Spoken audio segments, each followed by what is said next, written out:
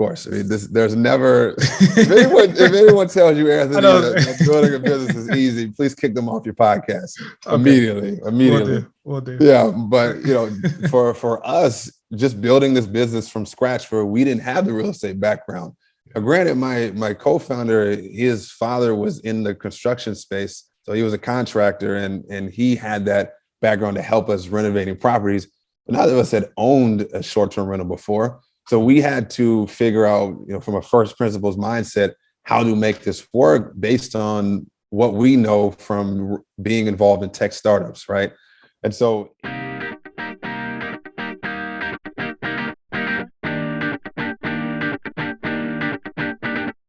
welcome everybody back to another exciting show of the About That Wallet podcast.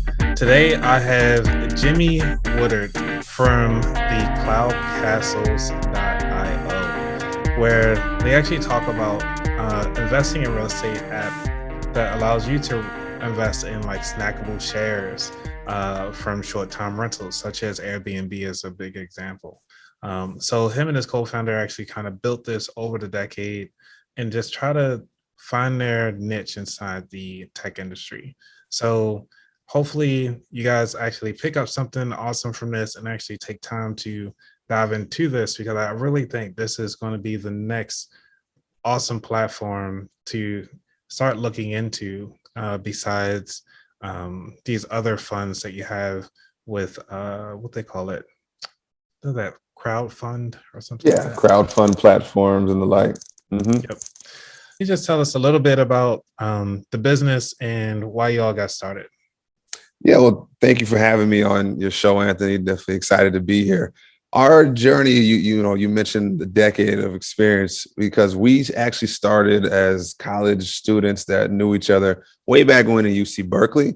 And we spent the last decade in the tech world. And I also had a stint in law school. As I joke with people, I'm a recovering law student. And the way that the business got started is that we actually, my co-founder had this idea to get started with his own tech startup instead of working for somebody else. And what he wanted to do was get into the real estate space, because we both understood that real estate is one of the top ways to build your wealth. But the problem is that it's really hard to get into, both from a financial perspective and also from a time perspective. So what we're doing with Cloud Castles is breaking down those barriers so that more people can get access to the real estate space.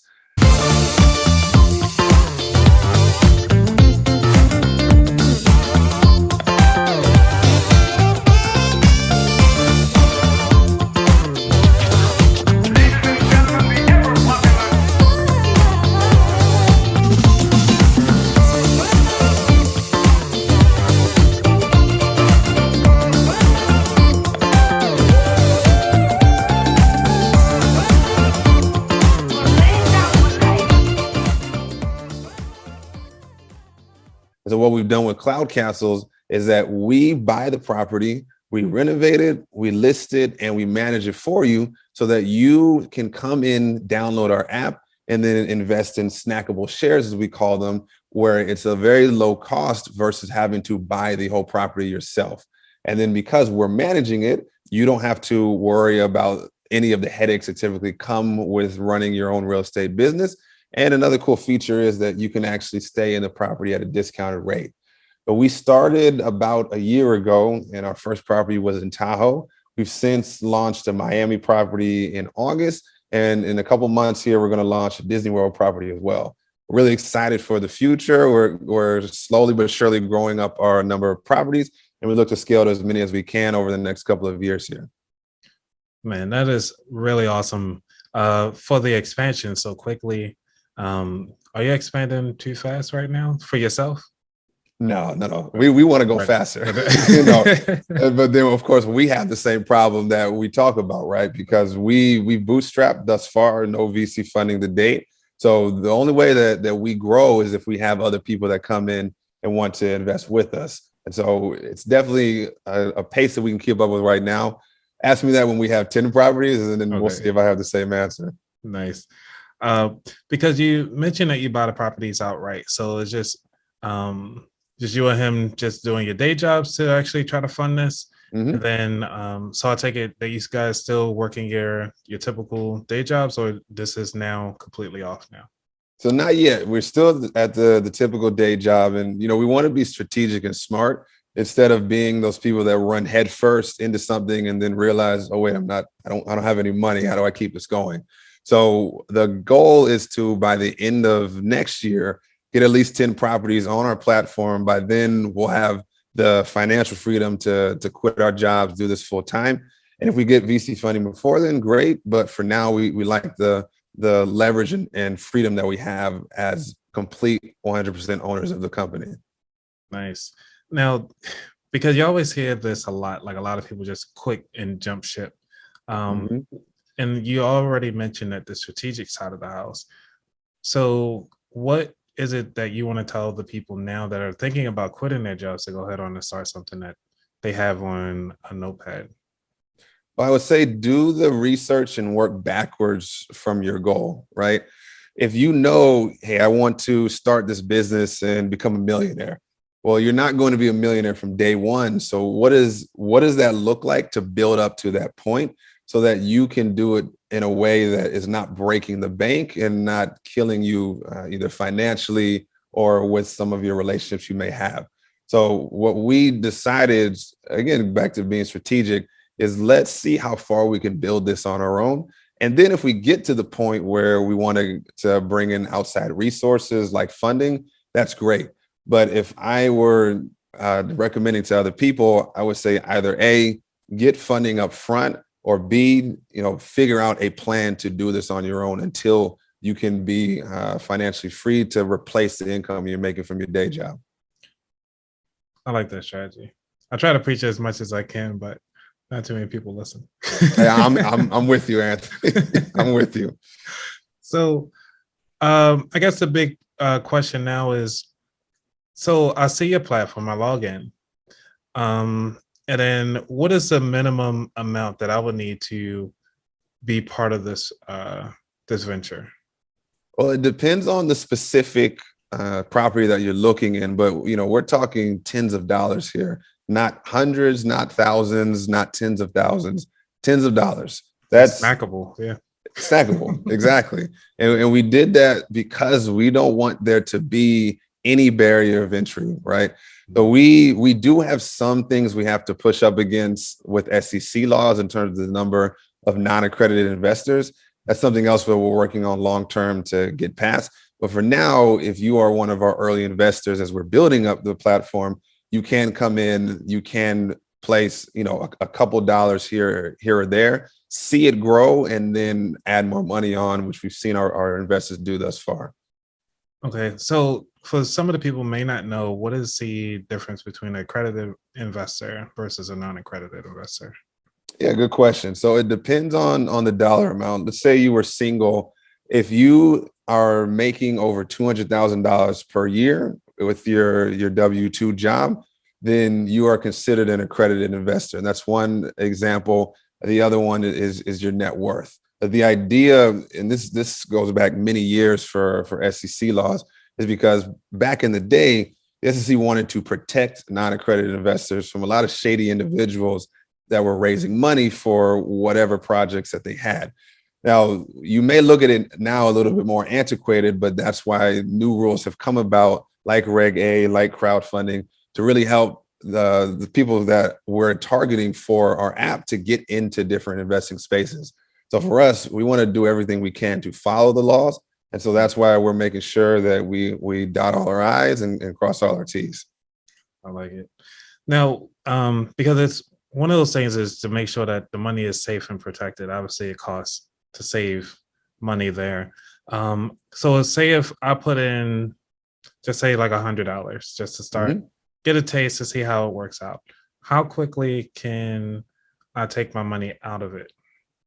Well, there's two parts to that question. Right. The first is that right now, the way that we've structured it, it's similar to real estate, where the only time you'll be able to liquidate shares is if we sell the house, right? No different than if you bought your own property. But what happens is that the other part of that question is that you do get monthly profit payouts as long as there's a profit from the previous month. So let's say, for example, that you owned a certain percentage, let's call it 10%, and the profit was $1,000 from last month. You're going to get a payout of $100 in January. You can cash that out directly as you so choose. And then another feature that we're excited to build here pretty shortly is a marketplace for people to buy and sell their shares. So in that case, you don't have to wait for us to sell the house. If you want to list your shares and let's say you wanted to have a markup for what you bought them at, you can do so. So we don't have a date on that yet, but it's something that we're currently building, and that's going to have more people be excited to buy because there's less risk involved in what we're doing. I mean, just getting onto an app and putting it in there, I mean, that is already low risk. That's right. That's right. You don't have to worry about competing against other people for property. You don't have to worry about going to the title company. You don't have to worry about talking to a realtor. You know, to talk about all these extra things that go into it, like the maintenance and so forth. So just to give you $10 to maintain a full $100,000 or $200,000 or $300,000 property, it's really low cost entry. Now, having this information in there and providing this info, what is it that a person will get besides just money? Will they be getting education about the property or updated stats? How often? What is the frequency about that process? Yeah, if you are a brand new real estate investor, from the moment you download our app, we have a real estate 101 series that we share with everybody over a series of emails to talk about why real estate is a great investment. Because we're not going to be selfish with your money. We want to be the way that you dip your toes in, and then you build up your own portfolio even beyond what we can offer, right? So that's one way. We do have monthly emails that go out so people can see exactly the breakdown of revenue, cost, profit that flows through the property so they can get an idea of what to expect. And then, we always are available. It's two-man team right now, but we're always available if anyone reaches out. Constantly, we have investors that reach us by email, some by text. So they have our numbers as well. And it's just a way where we can share our knowledge that we're gaining as we build the business. Nice. So some people, I have had several real estate people on this show, and a lot of them have minimum, I would say, minimum 5 properties, but definitely well over 8 doors. So say if they have one property that isn't doing too well, or one door that isn't really, there's not enough traffic to kind of maintain the maintenance. So how can they reach out to you, or even if that's an option, to reach out to you all to say, hey, I would like to put this on this particular platform? It certainly is an option. We're always looking at properties that we can add to our platform. And whether we're going retail on Zillow, Redfin, or we get an off-market deal like the one that you described, we're definitely interested. For us, we try to look at what is the cash-on-cash return that we can pass on to our investors. We try to stay the minimum of 15 to 20% cash-on-cash return because we want this to be better than your savings account and somewhat comparable to the stock market.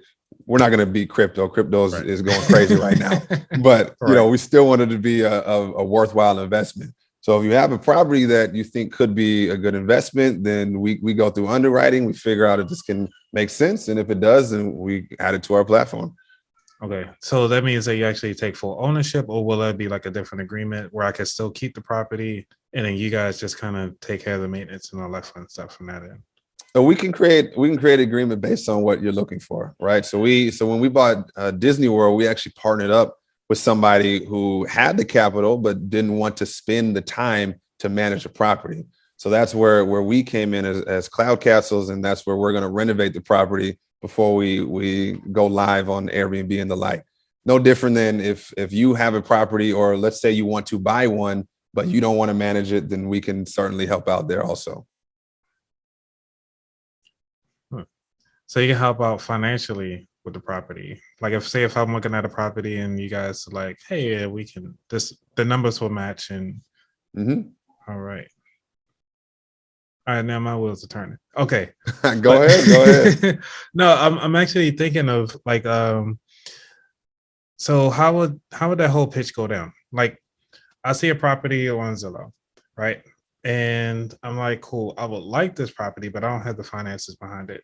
Hmm. Um, or I'm actually thinking it's like I'm almost like a headhunter for you guys for a property. And then you guys just take over everything else, but my name will be on the deed and you guys just handle everything else. Yeah, and we've done it. We've had these conversations in multiple ways.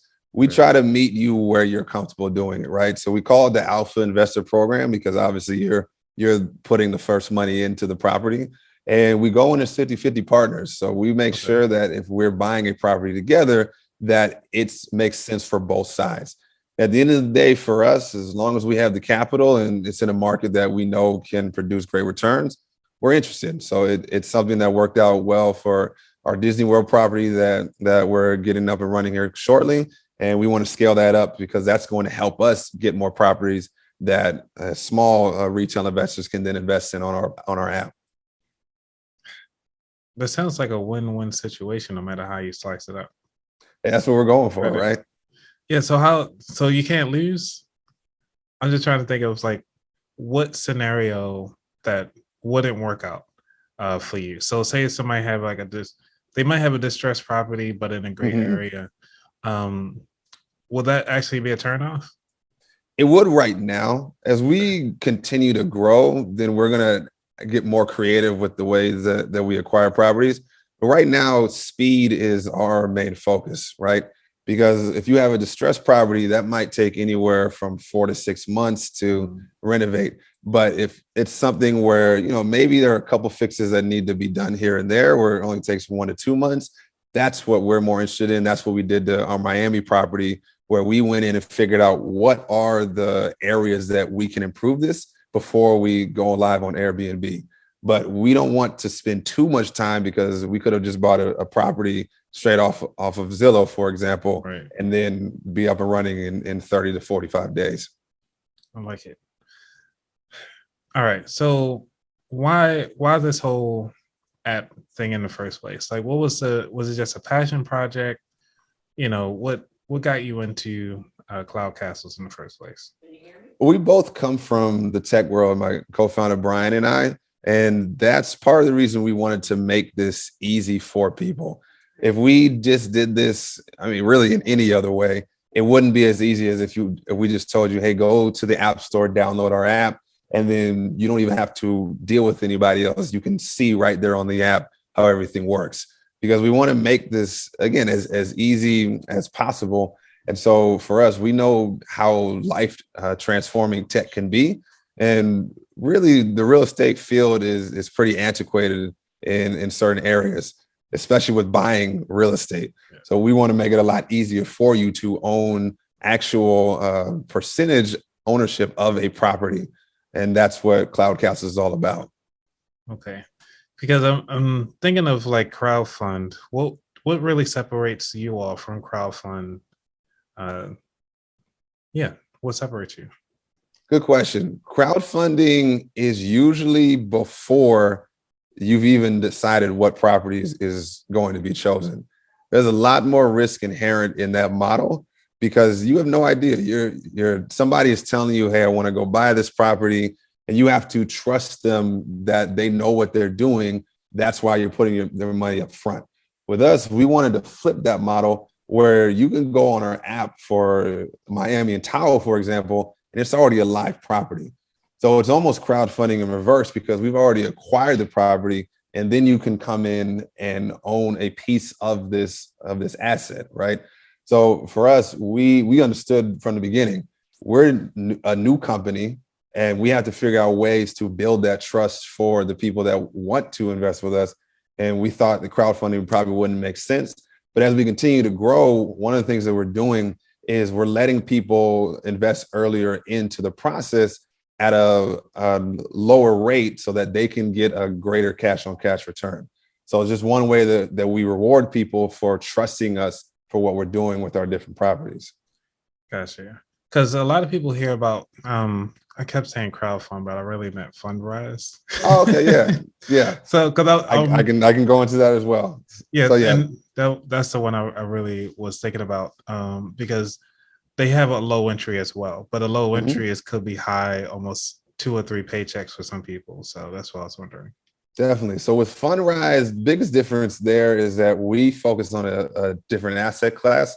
So we're all about short-term rentals. That is our bread and butter. That's what we started with for two big reasons. The first is the cash on cash return.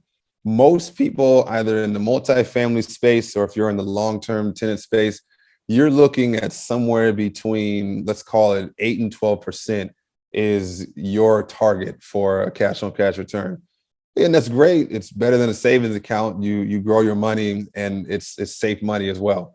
But we want a better way and a faster way for you to grow your money. So when we look at properties, we know that if you do it right, which means you know how to manage it, you know how to renovate it, and you know how to stick out from your competition on Airbnb and the like, then you can achieve anywhere from 15 on the low end to some people are doing 30, 40% cash on cash return in a single year. Nice. So that's one way that we're different is the return. But then also another cool feature of short-term rentals is that you can actually stay in the property because it's not something where you have a long-term tenant that's on a long-term contract. People are going in and out. So let's say you downloaded our app and you own the property, you get a discounted rate versus what somebody off of Airbnb is paying. So that's another benefit that we like to tell people. Unfortunately, not many people have taken us up on that offer, Right. but it is there. I know most people just want this as an investment vehicle, perfectly fine. But it is something else that we can offer as long as the dates are open. So this kind of reminds me of a timeshare Oh model. yes, that dirty, dirty word, right? Yes, yes, With yes. the sales presentation and the you're not actually owning an asset. Yeah, Yeah. it's funny you mentioned that because that's originally what we thought we were after. Right. But after talking with a lot of people, we realized more people care about the investment side than they care about actually staying in the property.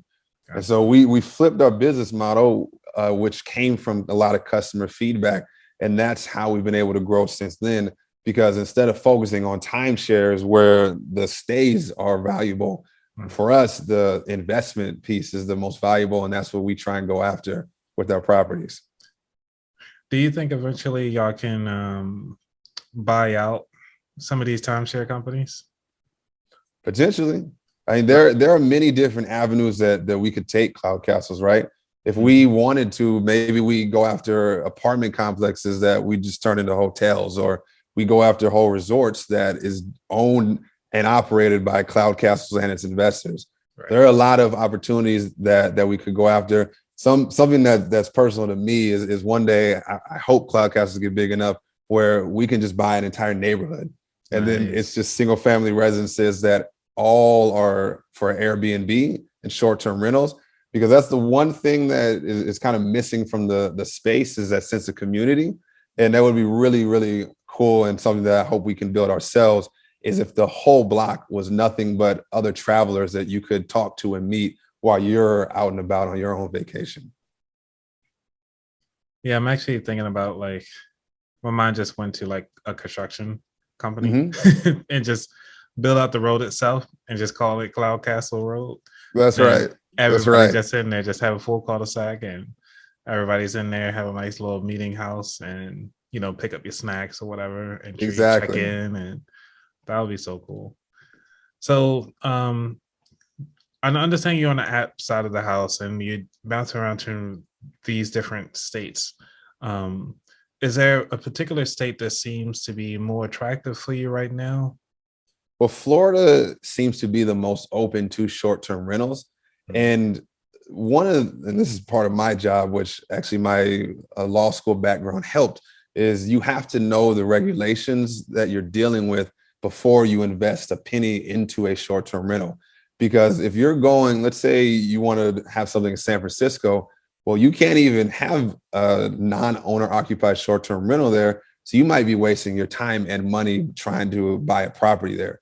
So from the research that we've done, we've scoured the entire United States to figure out where it makes the most sense, both from a regulation standpoint and a return standpoint.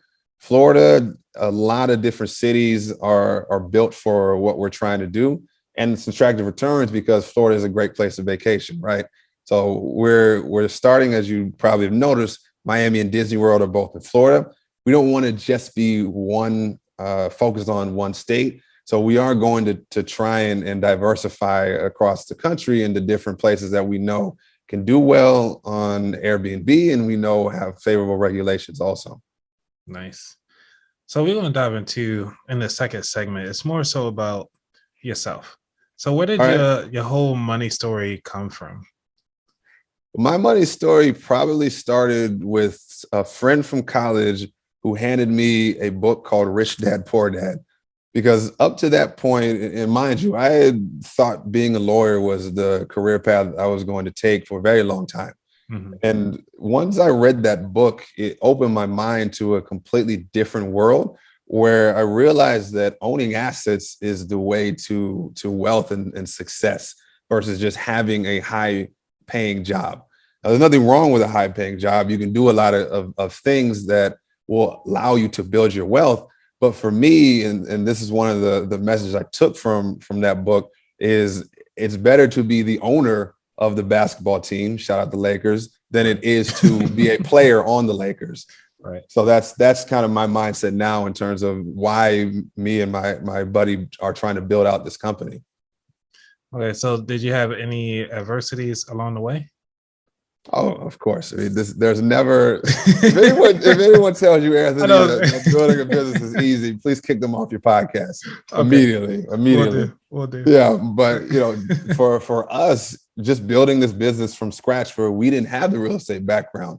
Now, granted, my co-founder, his father was in the construction space. So he was a contractor and he had that background to help us renovating properties. But neither of us had owned a short-term rental before. So we had to figure out, from a first principles mindset, how to make this work based on what we know from being involved in tech startups, right? And so everything from getting permits to doing the renovations correctly to dealing with guests that trash your property because it's not theirs, these were all roadblocks along the way, and we're still just getting started. I know that as we continue to scale up and we build up not just the business, but also our team, there will be more things that pop up.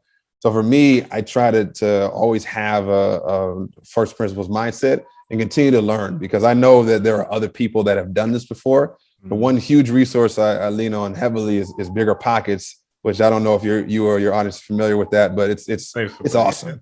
Pretty much anything you can think of in the real estate space, somebody has gone through that and somebody has posted about it on the Bigger Pockets forum. So I make no money shouting them out, but they are absolutely awesome. And I give all the credit to the people who take time out to answer questions on the forum there. Yeah, I was trying to grab my book, but obviously my little bookshelf is not really a bookshelf. It's just a table with some books on it. That's all right. I got the Bigger Pockets investment. What do they call it? Rental property investing. Mm-hmm. And that book has really opened up my eyes into real estate. Yes. That's my second book in real estate. The first book was The Color of Law, to kind of understand the boundaries that were set first, and the reason why the law is the way they are and why people are still fighting on changing them, that process. So I know you say you focus in on short-term rentals, and then with building out your business and your money story started with a book. So, and then you go to short-term rentals from the owner side of the house. Right. Is there any reason why you just didn't do like basic flips and just kind of let it go? And then because I'm trying to get to why the business instead of just doing the short-term rentals yourself anyway, and just use the platforms that are out there. Well, part of the reason is because we want to build this bigger than just for ourselves. Gotcha. And there is a lot of ways you can make money, but the best way is if you're helping others do it also. And we see it from the perspective of, we want this to be $1 billion company, but the only way that's going to happen is if we don't just focus on our own portfolio, but we focus on the hundreds upon thousands of people who may not have access to building real estate on their own and can do it with us. So yeah, there's plenty of millionaires right now that just have their own portfolio. They have no problems. They do it by themselves. But for us, we think there's something bigger here in terms of the mission of the company. And we can go as far as we want if we help others build their wealth alongside of us. Okay. So you talked about the legacy side of the house. Do you actually have any children? I have one. I have a 9-month-old son. He may have Wow. popped in at some point in this podcast. I know he's trying to go to sleep right now, but yeah, he first son, first child. Congrats. Thank you. So with this legacy side of the house, and they seeing you build this out, because this will actually be something that, your child grows up and he says, you know what, my dad did this with no knowledge. And all he did was just sit down and bootstrap, not really bootstrap, but you actually put on your shoes to go walking to ask people to assist you with this process. What is it, by the time he's old enough to understand what's happening in the world, what is it that you want to leave him when he actually listens to this particular episode? Well, James, if you ever do come around, I mean, who knows, 10, 15, 20 years from now, what the technology is. But one message is that if you have a goal and you know where you want to go, don't let anything get in the way of that goal. And building a business has been something that I've been trying to do for a very long time. And it really does take partnerships. You can't do it by yourself. And so if you have a goal and you know where you're trying to get to, then don't let anything stop you. So that's one. And then the other thing is really just leaving an impact as a Black business owner, because you could point to many non-Black counterparts that have built up big names that we all know, whether it's Elon Musk or Jeff Bezos or Bill Gates, take your pick. There are only a handful that have left a legacy big enough to be able to say, hey, I know this person here. Somebody that is personal to me in the real estate space is Don Peebles, who actually is trying right now, while this podcast is being recorded, is trying to get a project up and running, the biggest building in all of New York. And that's outstanding. That's the type of legacy I want to leave to my children and my family, that their dad went for something big and was known for it when it was all said and done. So hopefully I do accomplish that, and hopefully Cloud Castles can be that vehicle to help build that legacy. I mean, who knows? You actually might be able to get a couple floors on that building, That's right. Particularly That's for right. Cloud Castles as just a rental short term. Yeah. And that is awesome. So we're going to slide on over to the third segment of the show, which is the feature. So this is where we try to dive into what is it that you hope to accomplish within the next 5 months to 2 years. The only reason why I do 2 years, everybody else like to do 5 years. I'm like, I can't even think of what I'm doing next year or even tomorrow. But I want to keep it short. So, within 2 years or 5 months, I can actually pull up this particular clip and say, you know what, you actually achieved this. Yeah, well, within the next 5 months, we want to get to 5 live properties on Cloud Castles. That's an attainable goal. We also want to launch our Android version, because we've had a lot of people ask when we're going to go live on the Google Play Store. So that's coming soon. And then also, as I mentioned earlier, build out the marketplace so we can get people to buy and sell shares without Cloud Castles even being involved. So that all is definitely achievable within the next 5 months. And if you look farther than that, over the next 2 years, hopefully within 2 years, if we do the right things, then we'll get VC funding. We'll be able to build out our portfolio, if not to 50, then maybe 25 properties by the end of 2 years. And then, have a larger team. So right now it's just me and Brian handling everything. But within 2 years, we want to actually have a team that we help build up and give that wealth, not just to our investors, but also to the employees that come and work alongside of us. So those are some of the short-term and midterm goals that we do have with Cloud Castles. I like it. The chief of everything officer. I like it. That's right. All right. So how can, the listeners right now help, or even say if they want to start investing, what is the first thing that they would need to start being part of this? this movement? Yes. First, you need an iPhone. Okay. In a month or so, I will say you will just need a smartphone. So first, you need an iPhone. You go to the App Store, just search Cloud Castles. We're right there, and you can download our app. Now we put an FAQ. If you have any questions, you can always reach us, support@cloudcastles.io, and you decide what you want to put in. I mean, for us, it really does not matter what you put in because we want you to be comfortable and it not be something where you're throwing your life savings at Cloud Castles because that would be pretty stupid.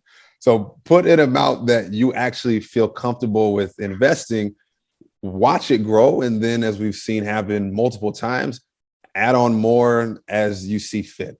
So we want to make this easy for you to get in this space, learn from us, and maybe go do it on your own, which you can say Cloud Castles was able to help you, dip your toe in the water before you fully dived into real estate. Nice. Are you actually planning on getting into the metaverse and do short-term rentals there? Could be. We've had those conversations about NFTs and the blockchain as it relates to real estate. And I know that space is only going to grow bigger. And I saw recently that there was somebody, I can't remember the exact number. I think it was something absurd, like $24 million spent on an NFT in the metaverse for real estate. Yeah. And that's just the beginning. So if it continues to grow as I know it will, then at some point Cloud Castles will be in the metaverse too. Nice. Yeah, that'll be pretty awesome. So being part of, and I'm actually thinking now, so say if I wanted to put my money in just as a blanket pot. So no matter what property you get, I still want a percentage of each one. Is that possible, or do I have to pretty much treat it like the stock market? Hey, if we're going to look at the stock market, then is there possible to have like an ETF for houses?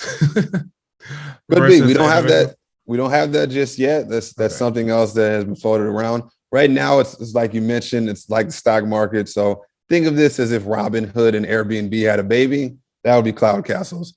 So you decide which particular property you want to invest in. And then you can go in and you, after buying some shares, you become an owner of the LLC that we create for that particular property.